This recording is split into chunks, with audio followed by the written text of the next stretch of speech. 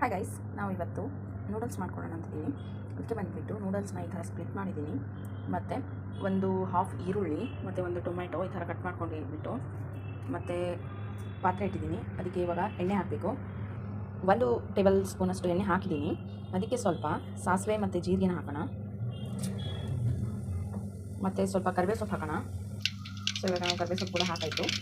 ಮತ್ತು ಅದಕ್ಕೆ ಇವಾಗ ಈರುಳ್ಳಿ ಆ್ಯಡ್ ಮಾಡೋಣ. ಇವಾಗ ಈ ಈರುಳ್ಳಿ ಸ್ವಲ್ಪ ಬೇಯೋವರೆಗೂ ಒಂದು ಸ್ವಲ್ಪ ಸ್ಪೂನಿಂದ ತಿರ್ಗಾಮುರ್ಗ ಮಾಡೋಣ.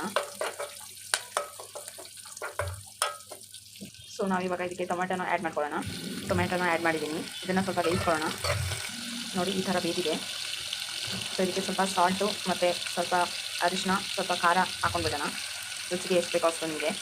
ನಾನೊಂದು half table spoon salt add ಮಾಡ್ತಾಯಿದ್ದೀನಿ. ಬಿಕಾಸ್ ನಂದು ನೂಡಲ್ಸ್ ಇರೋದು ತುಂಬ ಕಡಿಮೆ, 1 ಪೀಸ್ ಮಾತ್ರ ತೊಗೊಂಡಿದ್ದೀನಿ ನಾನು. ಮೆಣಸಿನ ಪುಡಿ ಕೂಡ ಆ್ಯಡ್ ಮಾಡೋಣ. ತುಂಬ ಖಾರ ಇರೋದ್ರಿಂದ ಸ್ವಲ್ಪ ಮಾತ್ರ ಆ್ಯಡ್ ಮಾಡ್ತಾಯಿದ್ದೀನಿ. 1 ಚಿಟಿಕೆಯಷ್ಟು ಅರಿಶಿನ ಆ್ಯಡ್ ಮಾಡ್ತಾಯಿದ್ದೀನಿ. ಇವಾಗ ಇದಕ್ಕೆ 1 ಗ್ಲಾಸ್ ವಾಟರ್ ಆ್ಯಡ್ ಮಾಡ್ತಾಯಿದ್ದೀನಿ. ಮತ್ತು ಇವಾಗ ಅದು ಮಸಾಲ ಬರುತ್ತಲ್ಲ ನೂಡಲ್ಸ್ ಮ್ಯಾಗಿ ಜೊತೆ, ಸೊ ಅದನ್ನು ಆ್ಯಡ್ ಮಾಡ್ತಾಯಿದ್ದೀನಿ. ಇವಾಗ ನೀರು ಕುದೀತಾ ಇದೆ. ಇವಾಗ ನೂಡಲ್ಸ್ನ ಆ್ಯಡ್ ಮಾಡ್ತೀನಿ.